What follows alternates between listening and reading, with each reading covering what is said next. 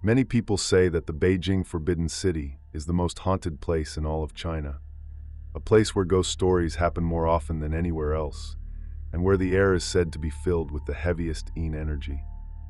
Some even say if you truly want to see a ghost, all you need to do is visit the Forbidden City. With more than 600 years of history, the palace has witnessed the rise and fall of countless emperors. Within its red walls, there were concubines executed by jealousy, eunuchs punished without reason, guards and maids who died unjustly. It's said that their spirits never really left. They're still wandering inside the palace, quietly watching. The last emperor of China, Puyi, once mentioned in his memoir The First Half of My Life that if he were to write down every ghost story he had heard or experienced inside the palace, the book would probably be thicker than Strange Tales from a Chinese studio. When Puyi ascended the throne, the Forbidden City had already stood for almost 500 years. Even at that time, the palace was filled with strange happenings that no science could explain: whispers, footsteps, shadows where no one stood. And today, we're going to talk about those stories, the ghostly events said to have taken place inside this ancient royal palace, the haunted legends of the Forbidden City.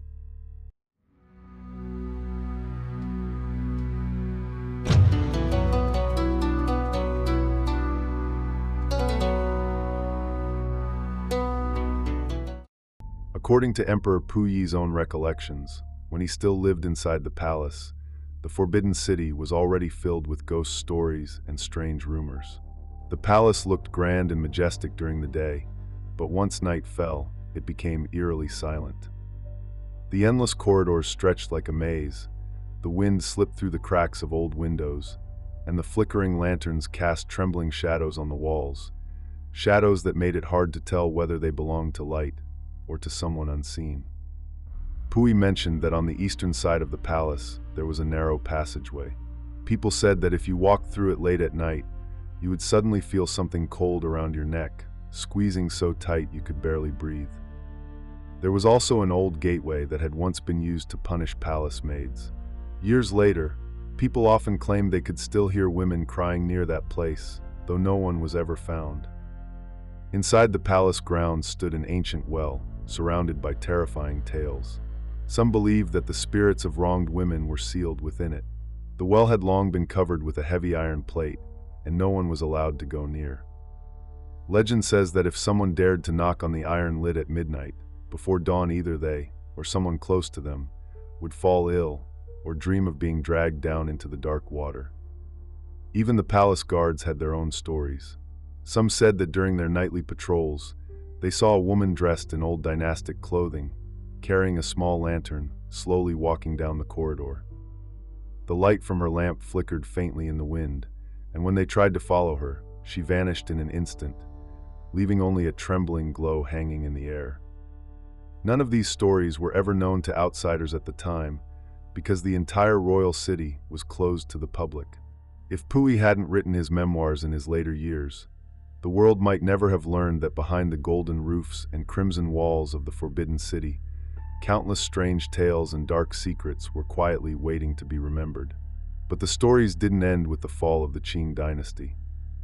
Even after the palace became a museum and open to the public, people continued to report strange experiences inside those ancient walls. Security guards, cleaners, and night patrol officers have all claimed to encounter things that defy explanation. Footsteps echoing through empty courtyards, lights flickering in rooms long sealed, and the faint sound of silk rustling behind closed doors. Among all the ghost stories surrounding the Forbidden City, the most famous of them all is the one known as the 1992 Forbidden City incident. That summer, the weather in Beijing had been bright and calm. But one afternoon, dark clouds suddenly gathered over the city, thunder rumbled in the distance, and within minutes, torrential rain began to pour. Lightning flashed again and again above the ancient rooftops, and the once majestic red walls and golden tiles of the palace turned dim and eerie under the storm. Visitors rushed in every direction to find shelter. Some hid under the eaves, others crowded into gateways and corridors. Everyone thought it was just an ordinary thunderstorm, until a blinding flash split the sky and thunder roared so loud it shook the ground. And in that instant, a group of tourists near the Red Palace wall witnessed something they would never forget for the rest of their lives. They saw a line of women walking slowly past the wall, dressed in traditional palace robes from centuries ago, chatting softly with one another as if they had just stepped out of an old courtyard. Their sleeves fluttered in the wind, their steps light and graceful, but their faces were pale, almost colorless, and their movements seemed strangely slow, as if caught in slow motion. The witnesses froze in shock. Some screamed and ran, while a few braver ones grabbed their cameras and started taking pictures. But back then, cameras still used film.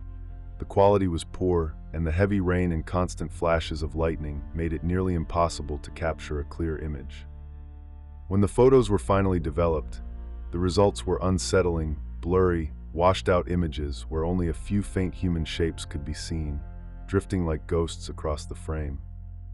As the story spread across Beijing, it eventually caught the attention of the authorities.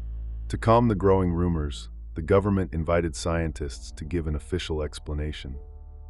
According to their statement, the red walls of the Forbidden City were painted with a pigment containing a compound called ferric oxide. Under the combined effect of lightning and heavy rain, they claimed this substance might have acted like photographic film, briefly recording images from the past. In other words, what the tourists saw that day wasn't real people at all, but old images imprinted on the wall, momentarily reactivated by the electrical storm. The explanation sounded scientific enough, but few believed it. The palace walls had been repainted many times before 1992. Even if such a chemical reaction were possible, it would have been erased long ago. Besides, no modern wall could possibly replay a scene from history. Scholars continued to debate. Some said it was a case of mass hallucination. Others suggested it was an illusion caused by light and reflection. Yet none of the theories could explain everything, especially the fact that so many people saw the same thing at the same time. You could say one person imagined it, but could an entire group share the same vision? As the years passed, the original film negatives were never found. Some claimed the photos had been quietly confiscated and destroyed, while others insisted the whole story was nothing more than an urban legend. Even today, the 1992 Forbidden City incident remains one of Beijing's greatest unsolved mysteries. There's no solid evidence and no official conclusion. The only thing known for certain is that there was a real storm that day, lightning, thunder, and many witnesses who were there. Whether they saw an illusion, a shadow from another time, or something truly supernatural, no one can say. Perhaps some things simply can't be explained by science. After all, the Forbidden City has slept for hundreds of years, like a world trapped in time. And when lightning flashes once more across those ancient red walls, who can be sure what kind of faces might appear again from the depths of history? In the 1980s, the Forbidden City still had its own fire brigade, responsible for both fire prevention and night patrol. During the day, they trained in the courtyards. At night, they stayed inside the palace to rest. Summers in Beijing were hot and heavy, and the men often chose convenience over comfort. They would simply roll out thin mats on the cold stone floors of the ancient halls and sleep there until morning. One night, after a long training session in one of the side halls, a few team members decided to stay where they were instead of walking back to the dormitory. Around 2 o'clock in the morning, one of them suddenly woke up, shivering from a chill that cut through the air. When he opened his eyes, he realized he was no longer inside the hall. He was lying outside in the corridor. The others were gone.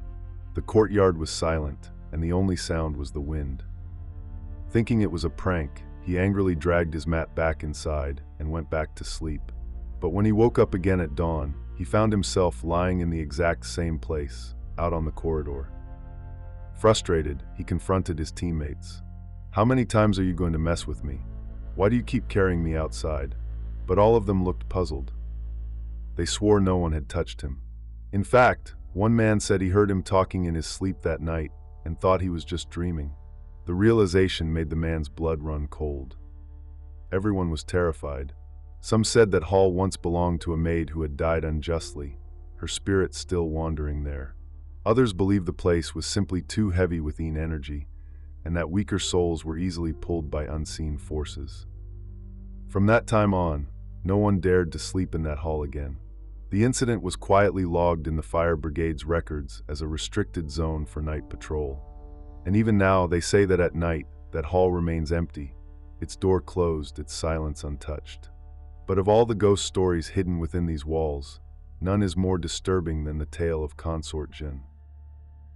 The story was first passed down by a few old eunuchs who stayed on as caretakers after the fall of the Qing dynasty. They knew every corner of the palace by heart, and some of them had lived there their entire lives. One researcher who studied the architecture of the Forbidden City once heard one of these old men tell the story. The eunuch said that Consort Jin, once favored by the emperor, was ordered by Empress Dowager Cixi to be thrown into a well and drowned. Her restless spirit, he claimed, had never left the place where she died. In the chaotic years right after the fall of the empire, the palace was still guarded by these former eunuchs during the day, and at night they took turns patrolling the grounds to prevent thieves from sneaking in. One evening around 6 o'clock, a eunuch on his patrol passed by the old quarters where Consort Jin had once lived. Suddenly, he heard laughter coming from inside, soft, uneven laughter, sometimes sounding like a woman, sometimes like a man. Thinking someone had broken in, he quietly stepped closer to the window. Through the dim, flickering light inside, he saw a woman sitting there, dressed in an old palace gown, her face almost identical to the portraits of Consort Jin. Beside her sat a young man with a braided queue, the hairstyle of a bygone era. The two were talking and laughing gently, unaware that anyone was watching. The eunuch froze in terror, his legs weak. Before he could run, the others on duty heard the commotion and rushed over. Together they pushed open the door, but the room was empty. No people, no light, no sound. The air itself felt dead still, as if nothing had ever happened. They locked the door and quickly left, but when they came back later during their rounds, the laughter returned, the same male and female voices drifting out from the sealed room, clear and unmistakable. After that night, none of the old caretakers dared to go near that chamber again. Some said it was the vengeful spirit of Consort Jin refusing to leave. Others believed it was just a trace of the past replaying itself in the heavy energy of the palace. But whatever the truth was, that bedroom became one of the most feared places in the entire Forbidden City. Even now, new ghost stories keep emerging from the palace. Some visitors claim they've seen faceless women walking through the halls. Others say they've heard ancient court music echoing faintly from locked pavilions in the middle of the night.